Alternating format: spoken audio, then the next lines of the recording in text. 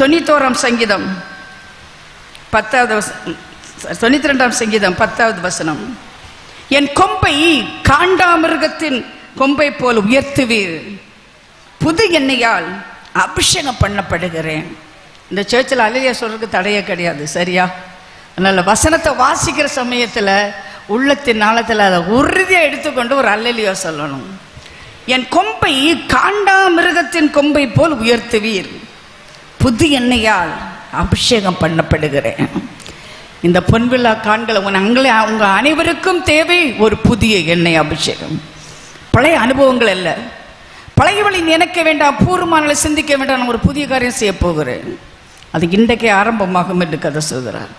ஒரு புதிய காரியம் என் வாழ்க்கையில் நடக்க வேண்டும் ஆண்டவரே என்று சொல்கிற கர்த்தருடைய பிள்ளைகளுக்காக ஆண்டவரே நான் ஸ்தோத்திரிக்கிறேன். கொம்பு, நான் ஆப்பிரிக்கா போயிருக்கிறேன், அங்கே பெரிய இது இருக்கும், எருமை மாடு இருக்கும், அதுக்கு பெரிய கொம்பு இருக்கும், பெரிய உருவமாக இருக்கும், பெரிய கொம்பு இருக்கும். அந்த கொம்புனால பிரயோஜனமே கிடையாது. ஆனால் காண்டாமிருகத்துக்கு சின்ன கொம்பு தான் இருக்கும், ஆனால் முட்டி தள்ளிட்டு போயிட்டே இருக்கும். காண்டாமிருகத்தை கட்டி விடுறதுக்கு யாரால முடியுமா? காண்டாமிருகத்தை யாருமே அடக்க முடியாது. அதுக்கு பெரிய கொம்பு கிடையாது, சின்ன கொம்பு தான் இருக்கும். ஆனால் வாழ்க்கையில் வர்ற அத்தனை தடைகளையும் தட்டி அதை முட்டி தீர்த்து விட்டு போயிட்டே இருக்கும். அதனுடைய பலனை நான் உனக்கு தருவேன்னு சொல்றார். காண்டாமிருகத்தின் கொம்பு போல் நீங்கள் உயர்ந்திருப்பீர்கள், புதிய எண்ணெயால் நான் உங்களை அபிஷேகம் பண்ணுவேன் என்று கர்த்தர் சொல்கிறார். இந்த புதிய எண்ணெய் அபிஷேகத்துக்காக இந்த காலகட்டத்தில் நாம் காத்திருக்க வேண்டும். ஆண்டவரே, ஒரு புதிய அனுபவத்தை எனக்கு தாரும், புதிய ரட்சிப்பை தாரும், புதிய அபிஷேகத்தை தாரும், புதிய அனுபவங்களை எனக்கு தாரும்.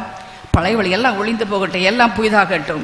2 சாமுவேல் 22ஆம் அதிகாரத்தில் வேத வசனத்தை நான் வாசித்து பார்ப்போம். 2வது வசனம். கர்த்தர் என் கண்மலையும் என் கோட்டையும் என் ரட்சகருமாய் இருக்கிறார். தேவன் நம்பி இருக்கிற துருகமும் என் கேடகமும் என் ரட்சணிய கொம்பும் என் உயர்ந்த அடைக்கலமும் உயர்ந்த அடைக்கலமும் என் புகலிடமும் என் ரட்சகருமானவர், என்னை வல்லடிக்கு நீங்களாக்கி ரட்சிக்கிறவர் அவரே. அதில் பார்த்தா ரட்சணியம் என்னும் கொம்பு. என்னை கேட்டுக்கொண்டு கர்த்தருடைய பிள்ளைய, அந்த ரட்சணி என்னும் கொம்பு தான் என்னை உயர்த்தி இருக்கிறது. அதற்காக ஆண்டவரை ஸ்தோத்திரிக்கிறேன். கண்ணிருந்தும் காணாது, காதிருந்தும் கேட்காது, வாயிருந்தும் பேசாது உண்மையான தெய்வங்களை எல்லாம் கும்பிட்டேனா ஒரு நாள் உண்மையான தேவன் எங்கே இருக்கிறாரு என்று தேடி பார்த்தேன். நான் ஒரு கத்தோலிக்க பள்ளிக்கூடத்தில் படித்தேன், பள்ளியடியில் இருக்கிற கேத்தலிக் ஸ்கூல். அங்கே மோட்ச நரகம்னு 2 படம் இருக்கும். எனக்கு மோட்சத்துக்கு போகிற ஆசை, எப்படி போகிறதுன்னு தெரியாது. அந்த கேத்தலிக் சிஸ்டரை போய் சொன்னேன், மோட்சத்துக்கு போகிறதுக்கு என்ன செய்யணும்னு. அவங்க சொன்னாங்க, இயேசு சொன்னார் நானே வழி, அவரை விசுவாசித்தா மோட்சத்துக்கு போகலான்னு. எங்கள் தாத்தாவா அந்த இயேசுவேன்னு சொன்னாலே போதும், தொடப்பு குச்சி வச்சு அடிப்பாங்க. நம்ம ஹிந்துவோ பிறந்தோம், இந்துவோ வாழ்வோம், இந்துவோ சாகணும்னு எங்கள் தாத்தா சொல்லுவார். வாழ்வச்ச கோஷத்தில் எங்கள் தாத்தா கோயிலெல்லாம் கட்டி இருக்கிறாரு. சின்ன பிள்ளைகளையே பல விதமான பக்தி வைராக்கியத்தில் என்னை வளர்த்தாங்க. ஆனால் எனக்குள்ள நிம்மதியே இல்லை. உண்மையான கடவுளை கண்டுபிடிக்கணும் எனக்குள்ள ஒரு நல்ல ஒரு வாஞ்சை இருந்தது. நான் மோட்சத்துக்கு போனால் என்ன செய்யணும்?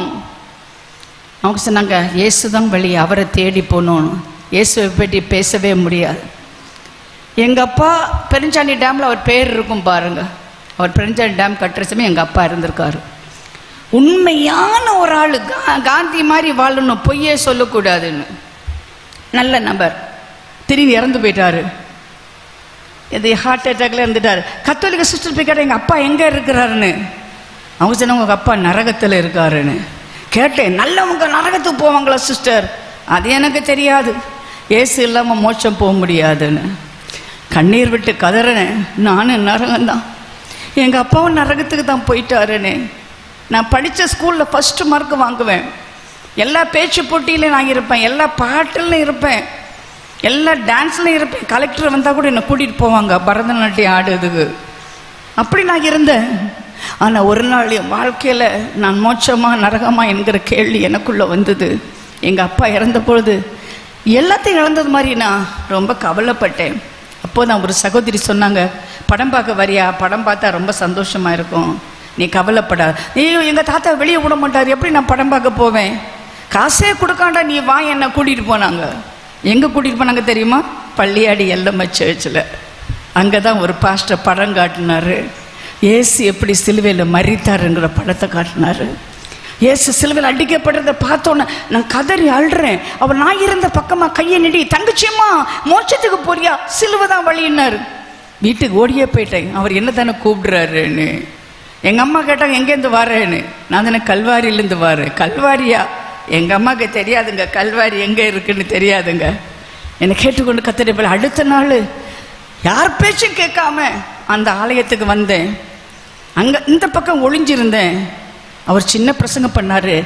நானே வாசல், என் வழியாக ஒருவன் உட்பிரவேசித்தால் அவன் உள்ளும் புறம்பும் சென்று மேய்ச்சலை கண்டடைவான். திரும்பவும் சொல்கிறாரு, தங்கச்சியம்மா மோட்சத்துக்கு போகணுமா, சிலுவை தான் பாதை, வாம்மான்னு. அவர் கூப்பிட்ட போது 2 கை மேலே போச்சு. அந்த கை என் கை தான், வேற எந்த கையும் பார்க்க முடியலை. நேர ஆல்டருக்கு ஓடினேன், கண்ணீர் விட்டு கதறினேன். என் வாழ்க்கையை இயேசுக்கு ஒப்பு கொடுத்தேன். என்ன நடந்து தெரியுமா? நான் ரட்சிக்கப்பட்டேன். என் பாவங்கள் மன்னிக்கப்பட்டது. சிலுவை எண்டையில் வந்து செய்த பாவத்துக்கு கண்ணீர் வடித்தேன். என் பாவத்தை மன்னிச்சாரு, ரட்சிப்பை எனக்கு கட்டளையிட்டாரு. என் ரட்சிப்பின் கொம்பு உயர்ந்தது. என்னை கேட்டுக்கொண்டு கத்திரிய பிள்ளைய வீட்டுக்கு வந்தேன். எங்கள் அம்மா கேட்டாங்க எங்கிருந்து வந்தேன்னு. நான் சொன்னேன் கல்வாரிலேருந்து வரேன். திரும்பவும் எங்கள் அம்மாவுக்கு தெரியாது.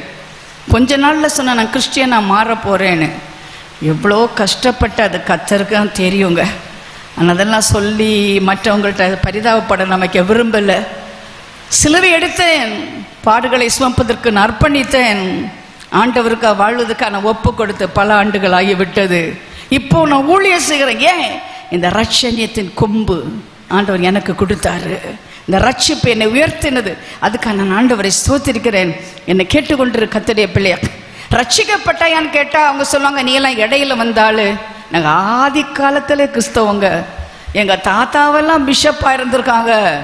நீ யாராக இருந்தாலும் உன் வாழ்க்கையில் ஒரு நாள் சிலுவை கண்டையில் வந்து செய்த பாவத்துக்காக கண்ணீர் வடித்து, ஆண்டவரே என் பாவத்தின் தோஷத்தை மன்னியும், என் பெயரை ஜீவ புஸ்தகத்தில் எழுதும் என்று சொன்னால் அந்த வினாடியில் நீங்கள் ரட்சிக்கப்படுவீங்க. இதுவரையிலும் அப்படிப்பட்ட ஜெபத்தை சொல்லாதவங்க யாராக இருந்தால் உங்களுக்காக தான் நான் பிரசங்கம் பண்ணுறேன். மனம் திரும்ப ஒரு பாவிய நிமித்தம் பரலோகத்தில் மிகுந்த சந்தோஷம் உண்டாயிருக்கும். இந்த பொன் விழாவிலே கர்த்தரை மகிமைப்படுத்தும்படி இதுவரையில் ரட்சிக்கப்படாத நீங்கள் தயவுசெய்து உங்கள் இதயத்தை இயேசுவுக்கு தரும்படி நான் கேட்டுக்கொள்கிறேன். எல்லா மதத்திலும் பாவ மன்னிப்புக்காக அவர்கள் கெஞ்சுகிறார்கள். ஜைனிசம், சிக்கிசம், புத்திசம், இஸ்லாம் எல்லா மதமும் சொல்லுது நரகம் ஒன்று உண்டு, மோட்சம் ஒன்று உண்டு. அந்த பாவ பரிகாரத்துக்காய் அவர்கள் படுகிற வேதனை ஏராளம் ஏராளம். நாக்கில் ஊசி குத்தி இருக்கிறாங்க, எவ்வளோ தூரம் நடக்கிறாங்க, தீயில நடக்கிறாங்க. எங்கள் சொந்தக்காரங்களாம் தீயில நடப்பாங்க. தேங்காய்பட்டினம் அம்சியில் தீயில நடப்பாங்க. எங்கள் சொந்தக்காரங்க கதையை தான் நான் சொல்கிறேன். தீயில நடப்பாங்க. எவ்வளோ பாட்டுகளை அனுப்பித்தாங்க. ரட்சிக்கப்பட்டாங்களா? இல்லை. பாவ பரிகார பலியாய் இயேசு 2026 ஆண்டுகளுக்கு முன்பாக பூமியில் வந்து மெய்யாகவே நம்ம துக்கத்தை சுமந்தார், நம்முடைய பாவத்தை சுமந்தார். நமக்காக சிலுவையில் அடிக்கப்பட்டு நமக்கு பாவம் மன்னிப்பு அவர் கொடுத்துருக்கிறாரு. அதுதான் ரட்சிப்பு. அதான் ரட்சிப்பு. ஆதார் கார்டு வாங்கினீங்க, பேன் கார்டு வாங்கினீங்க, ரேஷன் கார்டு வாங்கினீங்க, இப்போ வந்து அந்த ஓட்டர் ஐடி வாங்கியிருக்கீங்க, எல்லா கார்டும் வாங்கியிருக்கீங்க. அப்பா கார்டு வாங்கியிருக்கீங்களா? அப்படி ஒரு கார்டு இருக்கான்னு கேட்குறீங்களா? ஆமாம். ஜீவ புஸ்தகத்தில் யாருடைய பேர் எழுதப்பட்டிருக்கிறதோ அவங்க தான் பரலோகம் போக முடியும். ஆண்டவரே என் பெயரை எழுதும் என்று ஒரு வார்த்தை நீ சொன்னால் போதும், உன் பெயரை கர்த்தர் எழுதும் மட்டுமல்ல, நீ ரட்சிக்கப்படுகிறாய். இந்த ரட்சிப்பில் என்ன இருக்கு? சந்தோஷம் இருக்கிறது. சங்கீதக்காரனை பார்க்கும் பொழுது அவன் வந்து பெரிய ராஜா. இந்த உலகத்தில் எல்லா சந்தோஷம் அவனுக்கு இருந்தது. சாப்பாடு வேணுமா, நடனம் வேணுமா, பொண்ணு வேணுமா, வெள்ளி வேணும், எல்லாம் இருந்தது. ஆனால் 51ஆம் சங்கீதத்தில் எழுதி வச்சான், ரட்சிப்பின் சந்தோஷத்தை எனக்கு தாரும், உற்சாகமான ஆவி என்னை தாங்கும்படி செய்யும். அந்த ராஜாவே இந்த ரட்சிப்பின் சந்தோஷத்தை கேட்டாருன்னா நீங்க கேட்பீங்களா? கேட்க மாட்டீங்களா? யார் இந்த சந்தோஷமானவங்க இந்த உலகத்தில்? என்னுடைய பாவங்கள் மன்னிக்கப்பட்டதோ அவன் தான் பாக்கியவான். என்னுடைய அக்கிரமத்தை கர்த்தர் எண்ணாதிருக்கிறாரோ அவன்தான் பாக்கியவான். எத்தனை பணம் இருந்தாலும், எத்தனை வீடு இருந்தாலும் நிம்மதி வேணுங்க, நிம்மதி வேணுங்க. நிம்மதி எங்கே கிடைக்கும் தெரியுமா? மனுஷனுடைய பாவங்கள் மன்னிக்கப்படும் பொழுது அவனுக்கு நிம்மதி கிடைக்கும். யாராக இருந்தாலும் சரி, இந்த நாள் ஆண்டவரிடத்திலே போய் சொல்லுவோம், ஆண்டவரே என் பாவத்தை மன்னியும், என்னுடைய பேரை உங்களுடைய புத்தகத்தில் எழுதும். அப்பொழுது இந்த பொன் விழா பொன்னான விழாவாக இருக்கும் உங்கள் வாழ்க்கையிலே. இது ரட்சிப்பின் நாள், பாவம் தீர்ந்து போகிற நாள், ஆண்டவர் உங்களுக்கு சந்தோஷத்தை கொடுக்கிற நாள். ஆம் பிரியமான கர்த்தருடைய பிள்ளைகளே, எசேக்கியேல் 9ஆம் அதிகாரத்தை நான் வாசித்து பார்க்கும் பொழுது இங்கே ஒரு அருமையான வசனத்தை நான் படித்தேன். அப்படி இதோ 6 புருஷர் வெட்டுகிற ஆயுதங்களை தங்கள் கைகளிலே பிடித்து கொண்டு வடக்கே பார்த்த உயர்ந்த வாசலின் வழிந்து வந்தார்கள். அவர் சணநூல் அங்கீகரித்து தன் அறையிலே கணக்கினுடைய மைக்கூட்டை வைத்திருந்த ஒருவன் இருந்தான். அவன் உள்ளே பிரவேசித்து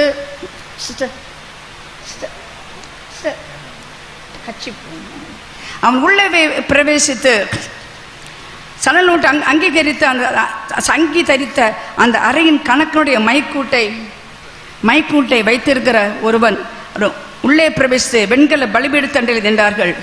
அப்பொழுது இஸ்ரவேலின் தேவனுடைய மகிமை கேருபீன்கள் மேல் எழும்பி ஆலயத்தின் வாசப்படியிலே வந்து சணநூல் அங்கீகரித்த தன் அறையிலே கணக்கினுடைய மைக்கூட்டை வைத்திருக்கிற புருஷனை கூப்பிட்டு, கர்த்தர், நீ எருசலேம் நகரம் எங்கும் குருவ போய் அதற்குள்ளே செய்யப்படுகிற அருவருப்புகள் நிமித்த பெருமூச்சு விட்டு மனுஷரின் நெத்தியிலே அடையாளம் போடு என்றார். பின்பு அவர் என் காதுகள் கேட்க மற்றவர்களை நோக்கி, நீங்கள் இவன் பின்னாலே நகரம் எங்கும் குருவ போய் வெட்டுங்கள், முத்திரை போடப்பட்டிருக்கிற ஒருவரையும் தொடாதிருங்கள் என்று கர்த்தர் சொன்னார். இதில் ஒரு அருமையான ஒரு அனுபவம் இருக்கு பிரியமான கர்த்தருடைய பிள்ளைகளே. மைக்கூட்டு என்று எழுதப்பட்டிருக்கிறது.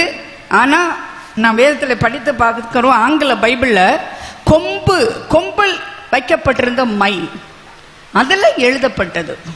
ஆண்டவர் சொன்னார், இந்த தேசத்தினுடைய அருவருப்புகள் நிமித்தம் கண்ணீர் விட்டு கதறுகிற மக்களுடைய நெத்தியில் முத்திரை போடு. இந்த காலகட்டத்தில் அதான் நடக்குதுங்க.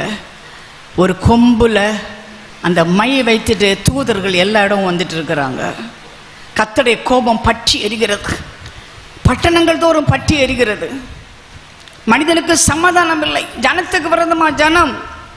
பொல்லாங்கு எங்கு நடக்கிறது, பாலியல் குற்றங்கள் பெருகி கொண்டிருக்கிறது. எங்க பார்த்தாலும் லஞ்சம், எங்க பார்த்தாலும் கொலை, எங்க பார்த்தாலும் அருவருப்புகள். இன்னைக்கு யாருக்கு ஓட்டு போடணும்னு நினச்சி பார்த்தா ஒரு ஆள் கூட நேர்மையான ஒரு ஆள் இருக்காரு ஓட்டு போடலாம்னு என் மனசு நினைக்கலைங்க.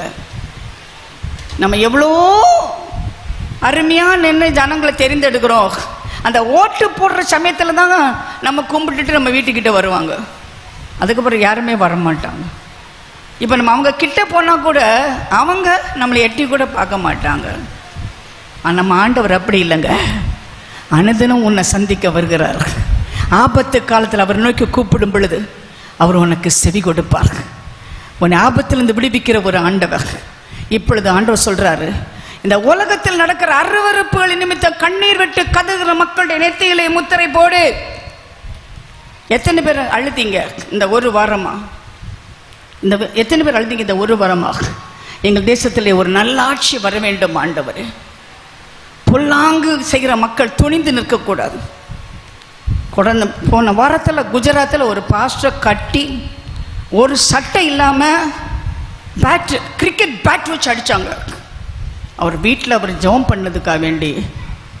என்ன பெரிய துரோகம் இது! சுதந்திர நாடா ஒரு வீட்டில் ஜெபிப்பதற்கு மட்டும் ஒரு உரிமை இல்லையா? அடி அடி நடிச்சிருக்காங்க. அதை பார்த்தவரை எனக்கு தூங்கவே முடியலை. ஜபத்துக்காக அவர் அடி வாங்கியிருக்கிறாரு. எத்தனையோ வீடுகள் இருக்கிற பிள்ளைகள் அதிகமாய் உபத்திரவத்தையும் கண்ணீரையும் கட்டுகளையும் அனுபவித்து கொண்டிருக்கிறார்கள். இந்த உலகத்தில் அநியாயம் அக்கிரமம் தலைதூக்கி ஆடுகிறது. சமைக்கிறதுக்கு பெண்களுக்கு இருக்க வேண்டிய ஒரு கேஸ், அந்த கேஸ் கூட இப்போ கிடையாது. இப்போ எல்லாருமே பழையபடியும் பாட்டி மாதிரி விறகு வச்சு சமைக்க வேண்டியதா. அந்த காலகட்டத்துக்கு திரும்பி நாம் போய்கொண்டிருக்கிறோம். இந்த தேசத்தில் எங்கேயாவது லஞ்சம் கொடுக்காம ஒன்று நடக்குமா பாருங்க. ஒரு டீச்சர் வேலைக்கு போனாலும் லஞ்சம், டிரான்ஸ்ஃபருக்கு லஞ்சம், ஆஸ்பத்திரியில் போனால் டாக்டருக்கு லஞ்சம், போலீஸுக்கு லஞ்சம், எல்லாமே லஞ்சம். ஒரு நாள் நான் காரில் போயிட்டு இருந்தேன். எனக்கு முன்னால் ஒரு ஆள் காரில் போயிட்டு இருந்தார். அந்த கார் அவன் பிடிச்சான், போலீஸ் டிராஃபிக் போலீஸ் பிடிச்சான். அவன் வந்து அவர்கிட்ட காசு வாங்கிட்டு அவர் விட்டுட்டான். காசு வாங்கிட்டு நான் ஃபோட்டோ எடுத்தேன். அந்த போலீஸை முன்னால் போனோட்ட காசு வாங்கி விட்டுட்டான். ஏன்ட்ட வந்தான் காசு கிடைக்குமான்னு. நான் மிரட்டிட்டேன் அவனை, நீ வாங்கின லஞ்சம் என் கையில் ஃபோட்டோ இருக்குது, என்கிட்ட மட்டும் கேட்காத. நான் போடுறது வெள்ளை சாரி, நான் நகை ஒன்றும் போடல, என்கிட்ட லஞ்சம் கேட்கறதுக்கு உனக்கு தகுதி இருக்கான்னு கேட்டேன். எல்லாமே லஞ்சம் வாங்குறோம். மேலே வாங்குற சம்பளம், கீழே வாங்குறது கிம்பளம். கிம்பளம் வாங்காமல் யாருமே முன்னுக்கு வர முடியாது. அப்படிப்பட்ட தேசத்தில் நான் வாழ்ந்து கொண்டு இருக்கிறோம். ரேஷன் அரிசி, ஏழை மக்கள் சாப்பிட்ற ரேஷன் அரிசி வாங்கி பாருங்கள், அதில் புழு இருக்கும், அதில் கரிச்சை இருக்கும், அதில் ரொம்ப மோசமான ஒரு ஸ்மெல் இருக்கும். ஒரு நாய் கூட சாப்பிடாது. அப்படிப்பட்ட ரேஷன் அரிசி எத்தனையோ பேர் சாப்பிட்றாங்க. நான் சென்னை கதையை சொல்கிறேன், உங்கள் ஊர் கதை எனக்கு தெரியாதுங்க. நான் சென்னையில் நடக்கிறேன்னு நான் சொல்கிறேன். பைப்பு தண்ணியில் கூட சாக்கடை தண்ணி மிக்ஸ் பண்ணி வர்றோம். இப்படிப்பட்ட அநியாயம், அக்கிரமங்கள். ஒரு அழகான பிள்ளை ரோட்டில் போயிடக்கூடாது. அது ஒழுக்கமாக முகத்தை மூடி நின்றா கூட அங்கே ஒருத்தன் நிற்பான் பஸ் ஸ்டாண்டில். பிடிவாதமாக அந்த பிள்ளைய பாலியல் பலாத்காரம் பண்ணுறதுக்கு விடுங்களேன். பிள்ளைய ஸ்கூலில் ஆட்டோவுக்கு விடுறோம், அந்த ஆட்டோ டிரைவரே அந்த குழந்தைய அவன் பாலியல் பலாத்காரம் பண்ணி கொண்டுறான். எத்தனையோ பேர் வறுமை தலைவரித்து ஆடுகிறது. நேற்றுக்கு சென்னையில் ஒரு தாய் 2 பிள்ளைய கணத்தில் போட்டு அவளும் கணத்தில் குதிச்சிட்டா. கேட்டானா, கடன் வாங்குறவன் கேட்குறான், அடிக்க வர்றான், என் பிள்ளைகளை கடத்திடுவேன்னு சொல்கிறான். அதுக்குள்ளே நாங்கள் 3 பேர் செத்து போகிறோம். தேசத்தின் அருவருப்புகள். இந்த அருவருப்புக்காக கண்ணீர் விட்டு கதரும் மக்களுடைய நெத்தியில் முத்திரை போடு. ஒரு நாள் வருகிறது, கத்த நீதியாக இந்த பூமியை நியாயம் தீர்க்கும் பொழுது பட்டயம் ஊடுருவி சொல்லும். ஆனால் கண்ணீர் விட்டு கதறின மக்களுடைய முத்திரை போடப்பட்ட மக்களை தொடாதே என்று கத்த சொல்கிறார். சில கேட்பாங்க, தேசத்திற்காக ஜபிப்பதனால் எனக்கு என்ன லாபம் என்று. இதுதான் உனக்கு லாபம். நீ தேசத்திற்காய் கண்ணீர் விட்டு கதறுவாய், ஆனால் ஆண்டவர் அந்த கொம்புலேருந்து இங்கே வச்சு உனக்கு முத்திரை போடுவார்.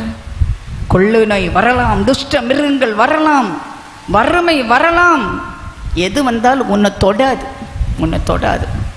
முத்திரையிட்டவர்களை தொட முடியாது, சாத்தான் தொட முடியாது. அன்றைக்கு பஸ்கா ஆட்டுக்குட்டியின் ரத்தம் எங்கே பூசப்படுகிறதோ அங்கே சங்கார தூதன் போக முடியாதா? என்னை கேட்டுக்கொண்டு கத்தடைய பிள்ளையே, இப்பொழுது இயேசுவின் விலையேறப்பட்ட ரத்தம் உன்மேல் பூசப்பட்டிருக்கிறபடியால் சங்கார தூதன் என்ன, சாத்தான் என்ன, எதிரிகளுடைய சூழ்ச்சிகள் என்ன, உன்னை தொடவே தொடாது. கர்த்தர் உன் பட்சத்தில் இருக்கும் பொழுது எனக்கு விரோதியாய் இருப்பவன் யார்? கர்த்தர் உன்னை நீதிமானாக்கி இருக்கும் பொழுது உன்னை குற்றவாளியாக்கத்தக்கவன் யார்? இயேசுவின் அன்பை விட்டு உன்னை பிரிப்பவன் யார்? உங்களுக்கு இந்த தைரியம் இருக்கு. அதான் கொம்பு. காண்டாமிருகத்தின் கொம்பை போல நீர் என்னை கொம்பை உயர்த்துவீர் ஆண்டவரே. ஆண்டவரே, என்னை முத்திரை போடும், முத்திரை போடும். செபிக்கிறவளை மாறுங்கள். எனக்காக, என் குடும்பத்துக்காக மட்டும் செபிக்கிறவங்கள, தேசத்திலே நடக்கிற அருவருப்புகளுக்காக கண்ணீர் விட்டு கதறும் மக்களாக மாறுங்கள். எத்தனை பேர் ஓட்டுக்குன்னு காசு வாங்கினீங்க? ஓட்டு போடுங்கன்னு காசு வாங்க இருக்கீங்களா? என்ன பயங்கரமான துரோகம் தெரியுமா? அது நமக்கு கொடுத்துருக்கோம் ஒரு உரிமையை 1000 ரூபாய்க்கு நம்ம வித்துடுறோம். அதனால தான் தவறான மனிதர்கள் நம்ம நாட்டை ஆள்கிறார்கள். இன்னும் 5000 ரூபாய் தருவேன்னு சொன்னால் அவர்களுக்கு தான் நீங்கள் ஓட்டு போடுறீங்க. அந்த ஆள் எப்படிப்பட்டவர்னு தெரியுமா? அவன் நீதியாய் நியாயம் தீர்ப்பாரா? ஜனங்களை நீதியாய் நியாயம் தீர்ப்பார்களா? யார் பர்வதத்தில் ஏறுவான்? கைகளிலே சுத்தமுள்ளவன், இதயத்தில் மாசில்லாதவன், கபடாய் ஆணையிடாதவன், தன் ஆத்துமாவை மாய்க்கு ஒப்புக்கொடாதவன் கர்த்தரே பர்வதத்தில் ஏறுவான். அப்படி என்றால் நல்ல அரசியல் தலைவர்கள் நாம் நாட்டில் இல்லை என்று நினைக்கிறீர்களா? இல்லை, இருக்காங்க. எனக்கு ரொம்ப பிடிச்சது அப்துல் கலாம். அந்த அப்துல் கலாம் வந்து பிரசிடென்ட் ஆஃப் இந்தியா, நம்ம நாட்டுக்கு ஜனாதிபதியாக இருந்தார். அவன் சொந்த ஊர் தூத்துக்குடி. அங்கேருந்து சொந்தக்காரங்க அங்கே ஜனாதிபதிகிட்ட போனோன்னா அந்த காரை பயன்படுத்தாமல் எல்லோ டாக்ஸியில் தான் ஏற்றி விடுவாரோ. அவருடைய அந்த ஜனாதிபதி இல்லத்துக்கு லாரியில் பழங்கள் வருமா, ஒரு ஆப்பிளை எடுத்துகிட்டு துரத்தி விடுவாரோ. வேலைக்காரன் செடிக்கு தண்ணி விடுவானா, இவர் போய் அவன்கிட்ட வாங்கி இவர் தண்ணி விடுவாரோ. கடைசியில் அப்படியே ஜனாதிபதி போஸ்ட் முடிஞ்சு வீட்டுக்கு போக சமயத்தில் அவருக்கு பேக்கு மேலே தண்ணி அடித்தாராம். கேட்டாங்களே, என்னங்க உங்கள் பேக்கில் தண்ணி அடிக்கிறீங்கன்னு. இதில் உள்ள ஒரு தூசி கூட என் பேக்கில் ஒட்டக்கூடாதுன்னு சொன்னாராம். அப்படியே வாழ்ந்துருக்காங்களே பாருங்க, அப்படியே வாழ்ந்துருக்காங்களே நாட்டில் ஜனங்கள். என்னை கேட்டுக்கொண்டிரு கர்த்தருடைய பிள்ளையார், பதவிக்கு வரும்பொழுது 10 ரூபாவோடு வருவாங்க, திரும்பி போகும்போது 3000 கோடியோடு போகிறாங்க. நான் காலகட்டத்தில் நாம் இருக்கிறோம், இந்த காலகட்டத்தில் இருக்கிறோம், நம்ம செபிக்கிறவங்களா மாறணும். ஆண்டவர் சொல்றார், இந்த தேசத்தில் அநியாயம் இருக்கிற தீர்க்கதரிசிகள், கர்த்தர் உரைக்காதிருந்து உரைக்கும் தீர்க்கதரிசிகள், ஆசாரியர்கள் பரிசுத்தம் உள்ளதுக்கும் பரிசுத்தம் இல்லாமைக்கும் வித்தியாசம் காட்டாதவர்கள், பிரபுக்கள் ரத்தம் சிந்துறவர்கள், பரிதானம் வாங்குறவர்கள். இந்த காலகட்டத்திலே தேசத்தை நான் அழிக்காதபடிக்கு திறப்பிலே நிற்பதற்கும் சுவரை அடைப்பதற்கும் ஒரு நபரை நான் தேடுகிறேன், நான் ஒருவரையும் காணேன். நீங்க சொல்லலாமே, ஒருவன் இல்லாவிட்டால் ஒருத்தியாய் நான் வருகிறேன் ஆண்டவரே. உம்முடைய துக்கத்தை தணிப்பதற்கு, திறப்பிலே நிற்பதற்கு, தியாகத்தின் பாதைக்கு செல்வதற்கு, என் ஜனம் அழுகுது என்கிற ஆண்டவரே உம்முடைய துக்கத்தை அழிப்பதற்கு நான் இருக்கிறேன். அப்படி சொல்றவங்க கரத்தை உயர்த்தி ஒரு ஸ்தோத்திரம் சொல்லுங்க பாங்க, அல்லேலூயா சொல்லுங்க. தேசத்திற்காக செபிக்கும் மக்கள், கதறுகிற மக்கள், அவன் நெத்தியிலே கர்த்தர் முத்திரை போடு. பட்டணத்திலே கொள்ளை நோய் வரும் பொழுது, துஷ்ட மிருகம் வரும் பொழுது, வறுமை வரும் பொழுது அவர்களை தொடக்கூடாது, தொடக்கூடாது. முத்திரை பெற்ற பக்தர்களை தொடக்கூடாது. ஆம், நாம் 27 யாத்திராம் 27 அதிகாரத்தில் பார்க்கும்போது ஆசரிப்பு கூடாரத்துக்குள்ள ஒரு பெரிய வெண்கல பலிபிடம் இருந்தது. அந்த வெண்கல பலிபிடத்தில் 4 கொம்பு இருந்தது. பலிபிடத்தில் 4 கொம்பு. ஆச்சரியம் என்ன தெரியுமா? அந்த பலியை செலுத்த வருகிறவன் அந்த இரத்தத்தை அந்த கொம்பிலே பூசுமான். இந்த கொம்பிலே பூசப்பட்ட போது குற்றவாளியான ஒருவன் அந்த கொம்பை போய் பிடிச்சுக்கிட்டானா அவனை யாருமே ஒன்றும் பண்ண முடியாது. இந்த கொம்பு தான் நம்முடைய ஆண்டவராக இயேசு கிறிஸ்து நம்முடைய பாவ பரிகார பலியாக ரத்தம் சிந்துறது மட்டுமல்ல, உனக்கு பாதுகாப்பை கொடுக்கிற தேவன். பலிபீடத்தின் கொம்புகளை பிடித்து கொள்வீர்களா? எந்த வியாதி, வேதனை, துன்பம், நம்ம ரொம்ப சிரிப்பாக இருக்கும். கன்னியாகுமரியிலேருந்து சொல்லுவாங்க, சிஸ்டர் எங்கள் வீட்டுக்கிட்ட முட்டை போட்டாங்க சிஸ்டர், பூசணிக்காய் போட்டாங்க சிஸ்டர், வீட்டுக்குள்ள எலுமிச்சம்பழம் பார்த்தோம், ஜன்னல்கிட்ட வேப்பலை ஆடுதுன்னு. நான் சொல்ல, முட்டை போட்டாங்களா, ஆம்லெட் போடுங்க, பூசணிக்காவா சாம்பார் பண்ணுங்க, எலுமிச்சம்பழமா ஜூஸ் பண்ணுங்க, கர்த்தாவே சோத்திரம் எனக்கு இலவசமா எலுமிச்சம்பழம் கொடுத்தீங்க, முட்டை கொடுத்தீங்க, பூசணிக்காய் கொடுத்தீங்கன்னு சொல்லாமல் வேற எதையும் என்கிட்ட சொல்லாதீங்க. ஏன்? உன் கொம்பு மொக்காண்டா மிருகத்தின் கொம்பா கர்த்தர் உயர்த்தி இருக்கிறார். உனக்கு விரதம் மந்திரம் இல்லை, உனக்கு விரதமாக குறிசெலுதும் இல்லை. உலகத்தில் இருக்கிறவனை பார்க்கலாம், உனக்குள்ள இருக்க ஒரு பெரியவர், ஒரு பயத்தின் ஆவி. ஐயோ சொப்பனம் பார்த்தேன். நாங்கள் இப்போ என்ன சொப்பனம்? யோசேப்பு மரியா இல்லை, ஒரு பாம்பு சொப்பனம் பார்த்தேன் சிஸ்டர். பாம்பு சொப்பனம் நிறைய பேர் பார்க்குறாங்க. எங்கள் மெட்ராஸில் ஒரு அக்கா ஆலயத்துக்கு போக சமயம் ஒரு நல்ல பாம்பு, பாருங்கள், நல்ல பாம்புன்னு தான் பேர், நல்ல பாம்பு தான் சரியா, நம்ம தான் பயப்படுறோம். நல்ல பாம்பு அப்படியே படம் எடுத்து ஆடுதான் அவங்களுக்கு முன்னால். என்ன பண்ணன்னே தெரியலையா, பாம்புன்னு கூப்பிட்டாங்களா, பாம்பு பிடிக்கிற ஆள் வர்றதுக்குள்ளே இவங்களுக்கு கடிச்சிற இடத்துக்கு நிற்கிதான். உடனே அவங்க 91ஆம் சங்கீதத்தில் வலு சர்ப்பத்தையும் நீ மிதிப்பாய் சொல்லி ரிப்பீட்டடாக பாடினாங்களாம். வலு சர்ப்பத்தையும் நீ மிதிப்பாய், வலு சர்ப்பத்தையும் நீ மிதிப்பாய்ன்னு பாடினாங்களா. பாடினோன்னு அந்த பாம்பு தலையை கீழே போட்டுச்சான். பாம்பு பிடிக்கிற ஆள் வர்றதுக்குள்ளே செத்தே போயிட்டாங்க. இன்னும் அற்புதம் நடக்குது, இன்னும் அற்புதம் நடக்குது. சர்ப்பத்தை எடுப்பீர்கள், தேள்களை மிதிப்பீர்கள், சாவுக்கு எதுவான யாதென்று உங்களை சேதப்படுத்தாது. நம்புறீங்களா? நம்புறீங்களா? இந்த பொன்னான நாளில் நம்புவீங்களா? நான் பலிபீடத்தின் கொம்பை நான் பிடிக்கிறேன். அல்லேலூயா சொல்லுங்க. கொம்பை பிடித்திருக்கிறேன், எனக்கு விடுதலை உண்டு. துரத்தி வர்ற சத்து என்னை தொடாமல் இருக்கணும்னா கொம்பை நான் பிடிச்சிக்குவேன். அந்த கொம்பு தான் நம்முடைய கர்த்தராகிய இயேசு கிறிஸ்து. ஆண்டவரே, இரத்த கோட்டைக்குள்ளே என்னை வையும், அக்கினி மதிலுக்குள்ள வையும், அபிஷேகத்துக்குள்ள என்னை வையும். வேதம் சொல்கிறது, கர்த்தருடைய நாமம் பலத்த துருகம், நீதிமான் ஓடி போய் சுகித்திருப்பான். ஹல்லேலூயா. ஓடி போய் காப்பாற்றப்படுவதற்கு கர்த்தருடைய நாமே பெரிய ஒரு நாமம். பிரியமான கர்த்தருடைய பிள்ளைய, அந்த நாமத்தில் போய் அடைக்கலம் புகுந்தா ஒருவர் நம்ம அசைக்கவே முடியாது. இயேசுவின் நாமத்திலே விசுவாசம் வைத்திடுவோர் நாசம் அடைந்திடா நித்திய ஜீவன் பெற்றென்றும் வாழ்ந்திடுவார். வானத்தின் கீழே பூமியின் மேலே வல்லவர் பெயரை அல்லால் வேறில்லை நாளோ மாந்தரை மீட்க வெற்றி தரும் அவர் திருப்பெயரே. இயேசுவின் நாமத்திலே விசுவாசம் வைத்திடுவோர் நாசம் அடைந்திட நித்திய ஜீவன் பெற்றென்றும் வாழ்ந்திடுவார். இயேசுவின் நாமத்திலே ஊற்றுண்ட தைலம் இயேசுவின் நாமம் உள்ளத்தை வென்றிடுமே. ஊற்றுண்ட தைலம் இயேசுவின் நாமம் உள்ளத்தை வென்றிடுமே. ஊழியம் செய்ய ஜீவிக்க நமக்காய் ஊக்கமே அளித்திடும் திருப்பெயரே. இயேசுவின் நாமத்திலே விசுவாசம் வைத்திடுவோர் நாசம் அடைந்திட நித்திய ஜீவன் பெற்றென்றும் வாழ்ந்திடுவார்.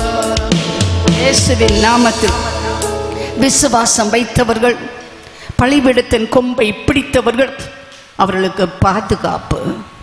1000 10,000 உனக்கு எதிராய் வந்தால் அது உன்னை அணுகாது, ஒருபோதும் அணுகாது.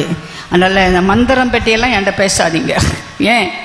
ரட்சிக்கப்பட்ட பிள்ளைகள் இதயத்துக்குள்ளே இயேசு இருக்கிறார். இயேசு எவ்வளவு பெரியவர். உலகத்தில் இருக்கிறவனை பார்க்கலாம், உனக்குள்ள இருக்கிற பெரியவர் உள்ளே இருந்தால் சின்னவன் வர முடியுமா? போலீஸ் இன்ஸ்பெக்டர் உள்ளே இருந்தால் கள்ளம் வர முடியுமா? அதனால அவிசுவாசமாக பேசக்கூடாது, விசுவாசமா பேசுங்க. when God is for me, who can be against me? கர்த்தர் என் பட்சத்தில் இருந்தா எனக்கு விரோதியாக இருப்பவன் யார்? என்ன வாழ்வோ தாழ்வோ பஞ்சமோ பட்டினியோ இவை அனைத்திலும் முற்றிலும் ஜெயங்கொண்ட நபராக நான் இருக்கிறேன். அல்லேலூயா. 1 சாமுவேல் 16ஆம் அதிகாரத்தில் நான் வரும் பொழுது நம் சவுலை குறித்து நம்ம 15ஆம் அதிகாரத்தில் பார்க்குறோம். கழுதைக்கு பின்னால் போய் கொண்டிருந்தான் சவுல். அவனை ராஜாவா கர்த்தர் அபிஷேகம் பண்ணினார். அவனை பார்த்து ஒன்று மாத்திரம் ஆண்டவர் சொன்னாரு, நமக்கு விரோதமாய் வந்த அமலேக்கியனை நீ அழித்து விடு, utterly destroy the Amalekites சொன்னார். ஆண்டவருக்கு கீழ்ப்படிந்து யுத்தத்துக்கு போனா, யுத்தத்தில் ஜெயித்தான். ஆனா அமலேக்கின் ராஜாவை உயிரோட பிடித்து கொண்டு வருவான். partial obedience is disobedience. கர்த்தர் நமக்கு நன்மைகள் செய்திருக்கும் பொழுது நம்ம ஆண்டவருக்கு கீழ்ப்படியாமல் போனோம்னா அது ஆண்டவருக்கு பிரியமாக இருக்காது. சாமுவேல் போய் கேட்பாரு, ஆண்டவர் சொன்னது எல்லாம் நீ நிறைவேற்றிட்டியா? நான் நிறைவேற்றிட்டேன். அப்படி என்ன? என் காதலே கேட்கிற இந்த ஆட்டின் சத்தம் என்ன? இந்த சத்தம் இறைகிறது, அது என்ன? அது கடவுளுக்காக காணிக்கை செலுத்த கொண்டு வந்தேன்னு சொல்லுவாங்க. என்னை கடவுளுடைய பேர் சொல்லி கொள்ளை அடிக்கிறவங்க ஏராளம் பேர் இருக்காங்க. கர்த்தர் சொல்லாதனும் சொல்கிறவர்கள், செய்யாதேன்னு சொன்னதை செய்கிறவர்கள், ஆனாலும் கர்த்தர் பேரை சொல்கிறவர்கள். ஆண்டவர் சொன்னார், நான் சொன்னதை இவன் செய்யாதனால இவனை நிராகரித்தேன். சாமுவேல் 1 சாமுவேல் 16ஆம் அதிகாரத்தில் அவன் விழுந்து கிடந்தான். தேவ சமூகத்தில் விழுந்து கிடந்தான். விழுந்து போன மனிதனுக்காய் விழுந்து கிடந்தான். இன்னைக்கு எத்தனையோ ஊழியக்காரனுங்க விழுந்து போன மனிதர்களுக்காய் தேவ சமூகத்தில் விழுந்து கிடக்கிறாங்க. நல்ல ஆலயத்துக்கு வந்தவங்க, காணிக்கை கொடுத்தவங்க, அபிஷேகம் பெற்றவங்க, இன்னைக்கு காணிக்கை கொடுக்கல, ஆலயத்துக்கு வரல, ஆண்டவரை விட்டு எங்கேயோ தூரம் போயிட்டாங்க. அபிஷேகம் பெற்றவர்கள், குப்பித்தைல அபிஷேகம், தேவனால் ராஜாவை அபிஷேகம் பண்ணப்பட்டவர்கள் தான், ராஜரிக ஆசாரிய கூட்டம் தான். ஆண்டவரை விட்டு தூரம் போய் சோரம் போய்விட்டார்கள்.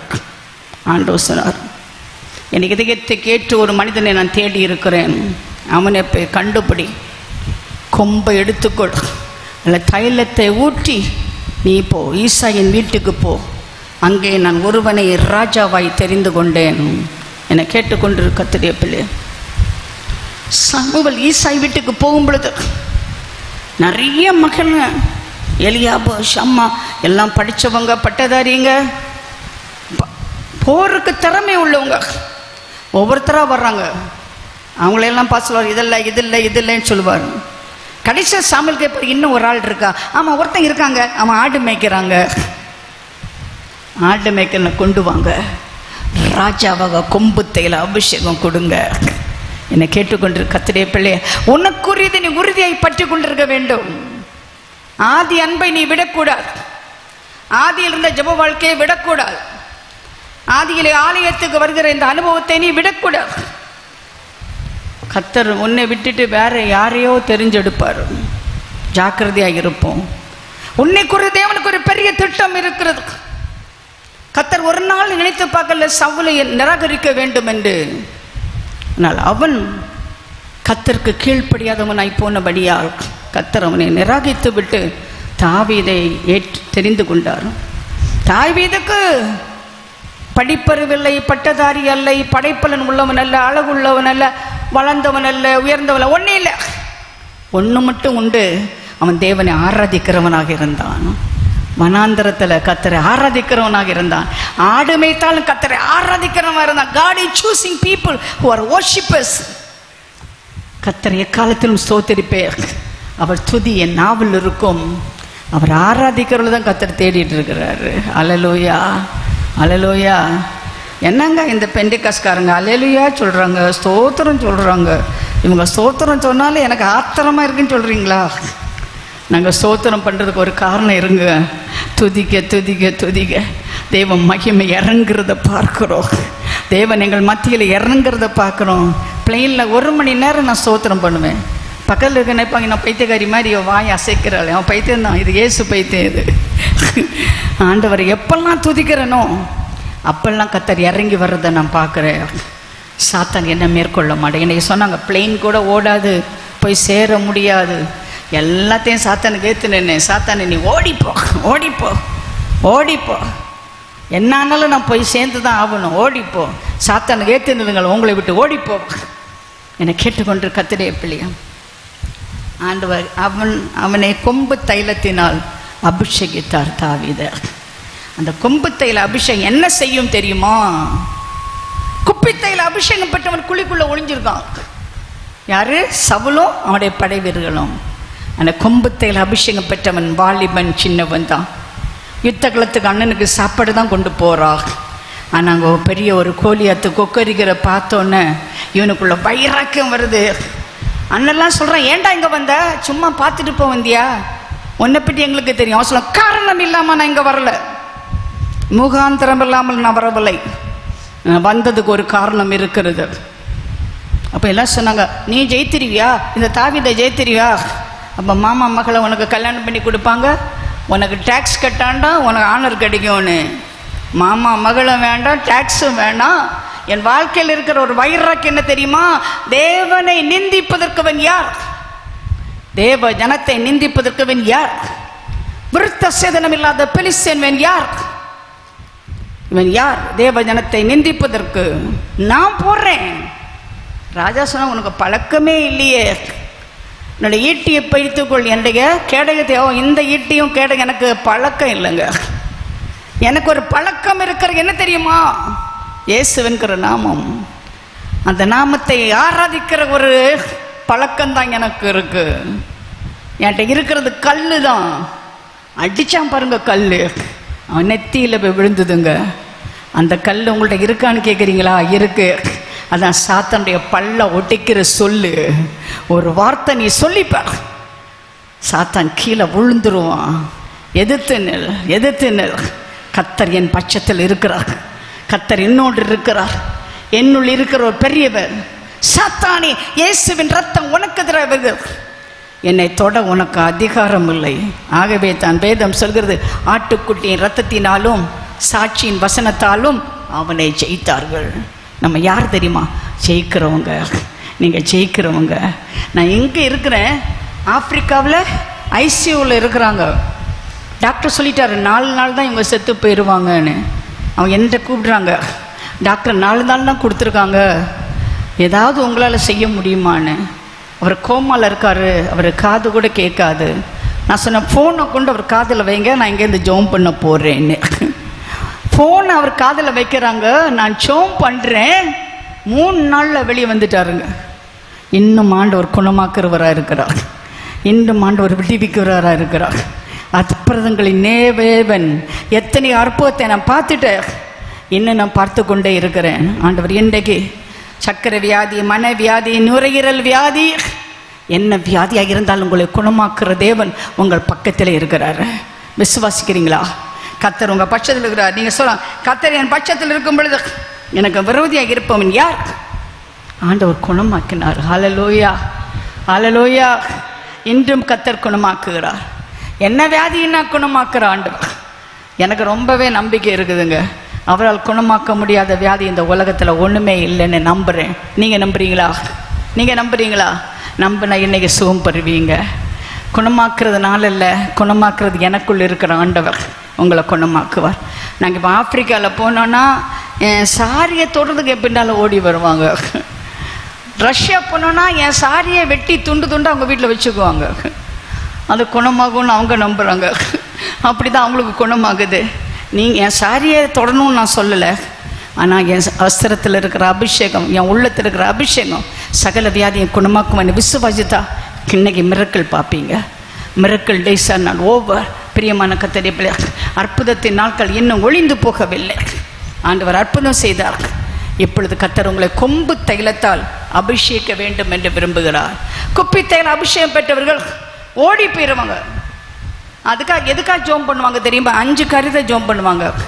கல்யாணம் ஆகணும், 2 பிள்ளை பிறக்கணும், 3 அறை உள்ள வீடு வேணும், 4 சக்கர வண்டி வேணும், 1 போட்டு 5 முட்டை சம்பளம். இதுக்கு தான் ஜோம் பண்ணுவாங்க. ஆனால் கொம்பு தைல அபிஷேகம் பெற்றவங்க அப்படி இல்லை. விருத்த சேதனம் இல்லாத பெலிஸ்தர் எனக்கு எதிராக வர்றதுக்கு அவன் எம்மாத்திரம். அப்படிப்பட்ட வீர விசுவாசத்தில் வருவாங்க. கர்த்தருடைய நாமத்துக்காக எழுந்து நிற்கிற ஒரு கூட்டம்.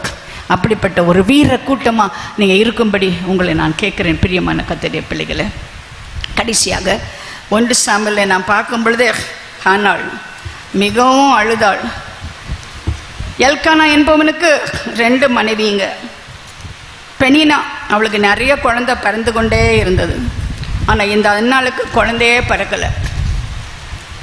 எப்போதும் இந்த பெனினா அன்னாளுக்கு என்ன குறை இருக்கிறதோ அதையே சொல்லி சொல்லி சொல்லி அவளை நோக்கடிக்க பண்ணா.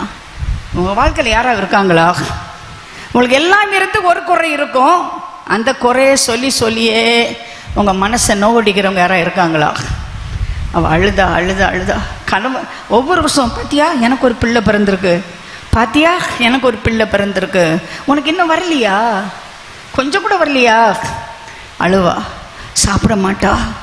அப்போ அந்த கணவன் சொல்கிறாரு, 10 சகோதரரை பார்க்கலாம், நான் உனக்கு அதிகம் அல்லவா?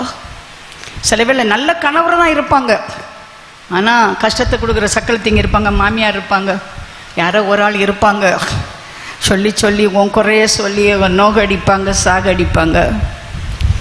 எத்தனையோ டாக்டர்கிட்ட போயிருக்கலாம், எத்தனையோ மருத்துவம் பண்ணி இருக்கலாம், விடுதலை கிடைக்கல. ஒன்று கண்டுபிடிச்சா, ஒரு ஆண்டவர் இருக்கிறார், அவன் சர்வ வல்லமையுள்ள தேவன். என்னுடைய விண்ணப்பத்துக்கு அலட்சியம் பண்ணாதவர், கண்ணீரை காண்கிறவர், விண்ணப்பத்தை கேட்கிறவர். அவன் நேராக போகிற ஆண்டவருக்கு ஆலயத்தில் போகிறான், அவன் ஜெபம் பண்ணுறா பாருங்க. சேரிகளும் கர்த்தாவே, தேவர் உம்முடைய அடியாளை சிறுமையை கண்ணோக்கி பார்த்து உம்முடைய அடியாளை மறவாமல் நினைத்தருளி உமது அடியாளுக்கு ஒரு ஆண் குழந்தையை கொடுத்தால் உங்களோடு இருக்கும் சகல நாளும் நான் அவனை கர்த்தருக்கு ஒப்பு கொடுப்பேன். அவன் தலைமையில் சவரன் கத்தி படுவதில்லை. பொருத்தனையோடு ஜெபிங்க, பொருத்தனையோடு ஜெபிங்க. பிள்ளைகள் பிறக்கும் கத்திரிக்காய்க்கு கால் வச்ச மாதிரி இருக்கும், அப்போல்லாம் ஜெபம் பண்ணுவாங்க, ஆண்டவரே என் பிள்ளைய மிஷினரியா நான் விடுறாப்பா, ஊழியத்துக்கு நான் விடுறப்பான்னு. பெரியவனா வளர்ந்து மீசையெல்லாம் வச்சு படித்த போகிறான். இல்லைப்பா அவனை சம்பளத்தில் 10ல் 1 கொடுக்குறேன்.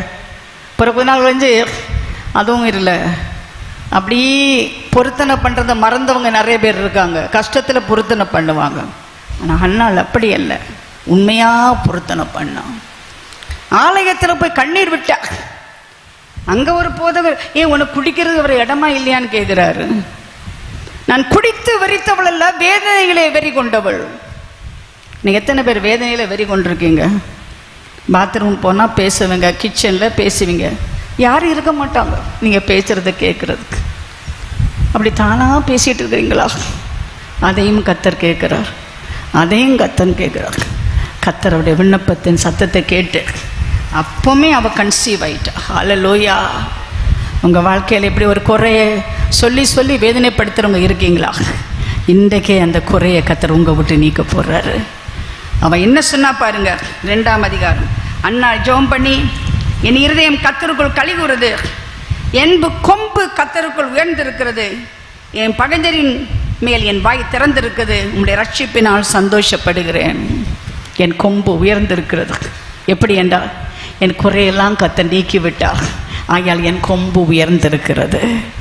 எனக்கு என்ன ஒரு குறையோடு நீங்கள் வந்திருக்கீங்க தெரியும்? பண கஷ்டமா, மன கஷ்டமா, வியாதியா, குடும்ப பிரச்சனையா, பொருளாதார நெருக்கடியா, உறவுகளில் சண்டையா, எதுவாக இருந்தாலும் இந்த ஆலயத்தில் வந்து கண்ணீர் வடிக்கிறீங்க பாருங்க. இந்த கண்ணீரை காண்கிற ஆண்டவர், முன்னப்பத்தை கேட்கிற ஆண்டவர் உனக்கு விடுதலை கொடுக்கிறவர் மட்டுமல்ல, முற்றிலுமாய் உன்னை குணமாக்குவார், அந்த குறைவெல்லாம் நிறைவாக்குவார். சேலத்துலேருந்து ஒரு பொண்ணு எனக்கு ஃபோன் பண்ணா. ஆண்டவர் அறியாத பொண்ணு. சிஸ்டர், உங்கள் ப்ரோக்ராம் நான் டிவியில் பார்த்தேன். என் கணவர் வந்து என்கிட்ட அன்பாக தான் இருக்கிறார், எனக்கு பிள்ளை பிறக்கலை, அதனால் இப்போ வந்து 2வது கல்யாணம் பண்ண போகிறாங்க என் மாமியார். ஆனால் ரொம்ப சொத்து இருக்கிறதுனால என்ன பண்ணணுன்னு எனக்கு தெரியலை, நீங்கள் கொஞ்சம் எனக்காக ஜெபம் பண்ணுங்க. நான் ஜெபம் பண்ணால் ஒரு பசுவும் 2 கண்ணுக்குட்டியும் தெரியுது. உங்களுக்கு என்ன தெரியுது? நீங்கள் செப்பிக்கச்சம் என்ன தெரியுது? ஒரு பசுவும் 2 கண்ணுக்குட்டியும் தெரியுதுன்னு சொன்னேன். அது என்னங்க? அது எனக்கு தெரியாதுங்க. ஜெபம் பண்ணி அனுப்பிட்டேங்க. 2 மாதத்துக்குள்ள வயத்தில் 2 குழந்தைய கர்த்தர் கொடுத்தார். 2 குழந்தையும் பெற்றெடுத்து சந்தோஷமாக இருக்காங்க. பிள்ளை இல்லாத குறையில் நீங்கள் இருக்கீங்களா?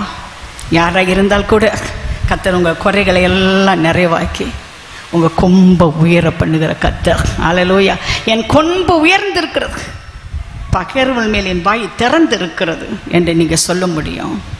காண்டாமிருகத்தை கொம்பை போல் உயர்த்துவீர்கள், புது எண்ணெயால் என்னை அபிஷேகம் பண்ணப்படுவேன். இன்றைக்கு கர்த்தர் ஒரு புது எண்ணெய் அபிஷேகத்தை உங்களுக்கு கொடுக்க போகிறார். ஹல்லேலூயா. எல்லாரும் கண்களை மூடுவோம், எல்லாரும் கண்களை மூடுவோம். ஆண்டவரே, ஒரு புது எண்ணெய் அபிஷேகத்தை எனக்கு தாரும், உமது ஆவியால் என்னை நிரப்பும் ஆண்டவரே. என் கொம்பை உயர்த்துவீர், என் கொம்பை உயர்த்துவீர் ஆண்டவரே. ரட்சணி என்னும் கொம்பை எனக்கு தருவீரப்பா. நான் செபிக்கையிலே ஒரு கொம்பிலிருந்து எனக்கு அடையாளம் வைப்பீர், சத்து என்னை தொடாதபடி ஒரு அடையாளத்தை என் மேலே வைப்பீர் ஆண்டவரே. எஸ்ஸப்பா, என் குறைகளை எல்லாம் நீக்க போகிறீங்க, என் கண்ணீரை நீங்கள் துடைக்க போகிறீங்க, என் கொம்பை நீ உயர்த்த போகிறீர். இப்பொழுதே கர்த்தாவே ஒரு அற்புதம் செய்யும், எனக்கு ஒரு அற்புதம் செய்யும். எனக்கு இந்த அற்புதம் வேணும்னு சொல்கிறேங்க, கரங்களை ஊற்றி காண்பீங்க. உங்களுக்காக நான் செபிக்க போகிறேன். இன்றைக்கு ஒரு அற்புதம் நடக்க நீங்கள் விசுவாசத்தால் தேவனுடைய மகிமையை நீங்கள் பார்ப்பீங்க. சரீரத்தில் சுகம், ஆத்துமாவில் பலன், பலவிதமான குறைவுகளை உங்களை விட்டு நீக்கி, கண்ணீரை நீக்கி, உன்னை சந்தோஷத்தோடு களிப்போடு வைத்து உன் கொம்பை உயர்ந்திருக்க பண்ணுகிற கர்த்தர் இந்த ஆலயத்தில் வந்திருக்கிறாரு. உயர்த்தப்பட்ட கரங்களுக்காய் ஸ்தோத்திரம். ரட்சிப்பெண்ண கொம்பை பெற்றுக்கொள்ளுங்கள். இதுவரையில் ரட்சிப்பெண் கொம்பை பெற்றுக்கொள்ளாதவர்கள் என்னை ரட்சியும் ஆண்டவரே. என் பெயரை உங்களுடைய புத்தகத்தில் எழுதும் ஆண்டவரே.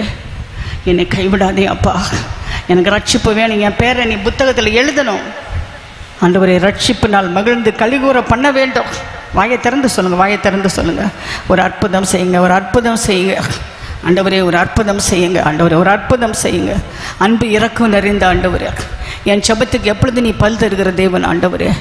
ஆண்டவரே, கண்டாமிருத்தின் கொம்பை போல் எங்களை உயர்த்துவீர், புதிய எண்ணெயால் அபிஷேகம் பண்ணுவீர் என்று வாக்குத்தத்தம் கொடுத்தீரப்பா. ரட்சணிய கொம்பை உமது பிள்ளைகளுக்கு தாரும் ஆண்டவரே, நீர் பிள்ளை இல்லாத குறைகள், சரீரத்தில் இருக்க உபாதைகள், கடன் பிரச்சனைகள், திருமணமாகாத தடைகள் எல்லாம் நீக்கி போட வேண்டும் என்று செபிக்கிறோம். ஆண்டவரே, செபிக்கிற பிள்ளைகளை முத்திரை போடும், முத்திரை போடும், முத்திரை போடும். இப்படி ஒரு முத்திரை போடும், பரிசுத்தாவின் முத்திரை போடும். ஆண்டவரே, ஒரு அற்புதம் செய்யும், பிள்ளைகளை ஆசீர்வதியும். இயேசுவின் நாமத்தில் கெஞ்சி மன்றாடுகிறேன் பரமபிதாவே, ஆமென்.